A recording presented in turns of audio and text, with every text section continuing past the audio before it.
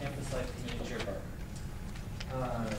Campus nightlife update for everybody. Iron Chef for students will be coming here this next semester, so stay tuned for updates for that. We talked about the diversity plan in meeting, and so we'll talk about that later.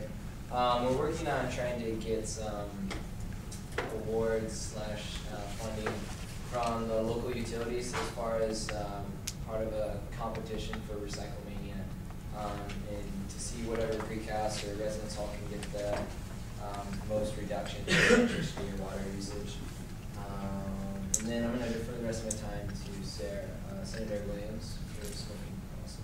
We had our first meeting last Friday. We gave them homework before our first meeting. We asked them to research policies from peer institutions as far as their smoking policies and different things that are occurring on other campuses. So we went over those, and there were several ideas that were brought forth that no one had thought about before. And then for next time, we asked them to look at different, perspectives as far as non-smoker rights, smoker rights, socialization of smoking, and different things to do with that. So just to get a broader perspective for everybody. Thank you. CFA Chair Lodhia. Last week, CFA toured the health center, and just a couple quick notes about that. The health center invested in the electronic health record a couple years ago. It's very expensive to do such a thing, but definitely it's very efficient in terms of what they've been doing. So part of that package was a student web portal, and the student web portal would allow any student to make an appointment online, check out past appointment histories, as well as ask nurse questions whenever they feel like it. So it's more of a really great tool to use. Well, the problem was that was in 2006. They bought the EHR. It's supposed to take 12 months to get that. So that would be 2007. Well, it's 2009 now, and they still don't have it. So as you can bet, I'm going to be talking with Dr. Guest sometime in the next few weeks to discuss why we don't have it and how we're going to implement this, because I feel that can really increase the efficiency of the health center. With that said, CFA is meeting with Transit Services tomorrow, and actually we have the pleasure, Brian Comer and I, of meeting in the morning with Mr. Dan Carpenter to go over transit problems regarding the East Campus routes. So if you have any questions, let me or people know. Yes, Senator Jagels. An add-on to that web portal was part of that, and that was one flat fee that got paid at the very beginning, and they haven't charged anything more since that one flat fee got paid. So since there's been more time, they haven't charged us more money or have been asking for more money to fund this project yet. So.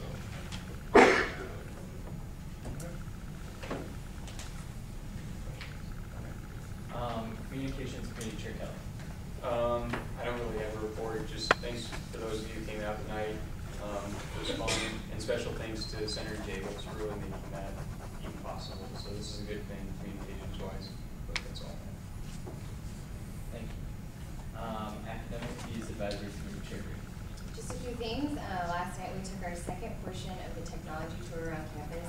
We went to the lab that is located in the back of the IDC, the Instructional Design Center in Henzlik Hall.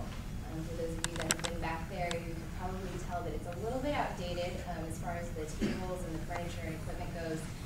The computers are all still really new, but their space is, they're looking to renovate some of this space. Informational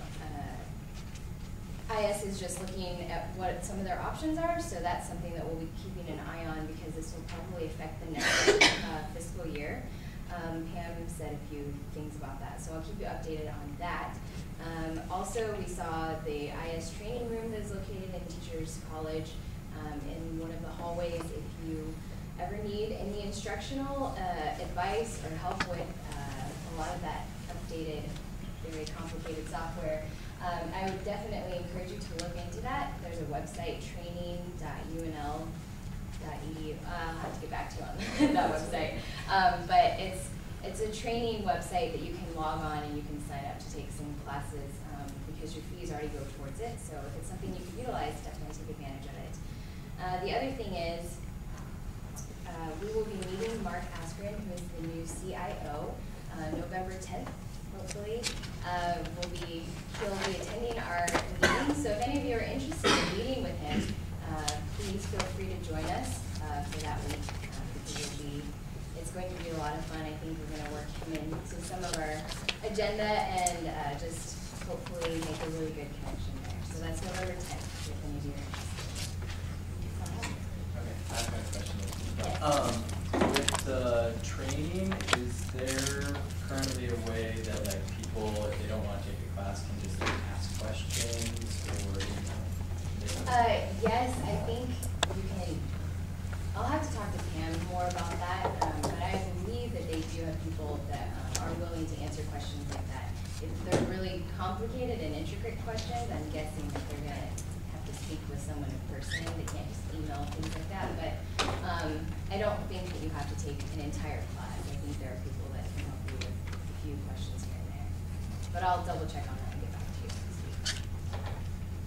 Actually, Brian, if I could answer that question, I've taken a few of the IDC courses with Access, Excel, and Movie Maker, and the staff is fantastic. They always, at the end of each training, which is about an hour and a half, they go in and do a review on just how the course went, how much you learned, and what you'd like to learn. I think the program is run extremely well, and the staff is really helpful. They've met with me outside of the regularly scheduled classes to work on different projects of mine. So otherwise, they're very willing and helpful. That's been my experience. Thank you. Okay, we'll move to special topics committee chair Fette. Okay. So the Doodle Freeze campus went out this afternoon, and I don't know if you guys got it or not. I don't know where your Blackboard status is yet. Like, well, if you didn't get an email from me, let me know. I'm Brian Fette. So that was awkward. Anyway, going back to the topic at hand, it sounds like I might as well have said I'm kind of a big deal. Anyway, so basically, if I'm understanding this right, the process is you get a key from the information desk downstairs, and you come up, right? Right. Union Cross. No, that's changed. That's Oh. going to be the office that's right next door to the class, right there. They'll have a desk, you go unlock it, give the key right back, and you lock up afterwards. So be it. So they're going to be there from like 7:30 in the morning to 5. So that's. And then if you need to have a lock, if you're going to be there after 5, we'll have some information there. You can call the night manager, and they'll lock it up for you whenever you leave. I asked that. So I think that's where we're at. I'm going to be gone next week, so if you have anything that involves bylaws and you would like me to see it sooner than later, let me know before Sunday. Thank you. That will conclude committee reports. We'll move into unfinished